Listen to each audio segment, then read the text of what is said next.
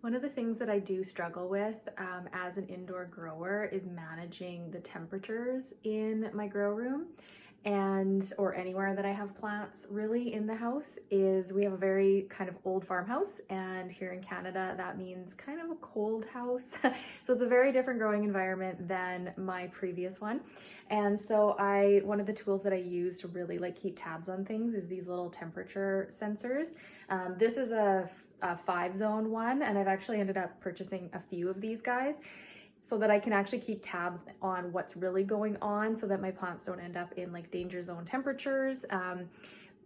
Especially when you're like seed starting, germinating, the seeds don't tolerate cold hardly at all, unless they're cool season, and even those need a little bit of heat to get going. So that's what I use to monitor.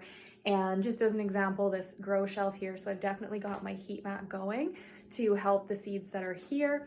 And I did actually notice we had some really wicked cool temperatures. It was minus 45 Celsius just last week.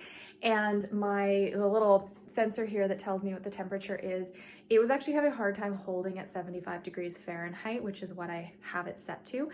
So I turned on my grow lights here because I had actually a few things that were starting to poke up anyways. They were germinating, so they needed grow lights. And even though these are LEDs, there's just like the tiniest little bit of warmth that comes off of them. And that was all that was needed to help my heat mat and the seed sort of stay at the correct temperature that they needed.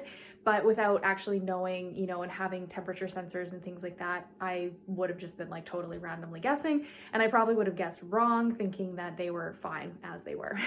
So yeah, let me know what you struggle with the most with your indoor growing setup, or just like processes in general, just sort of where you find the biggest blocks and the challenges, and maybe I can help answer them on here. Happy growing.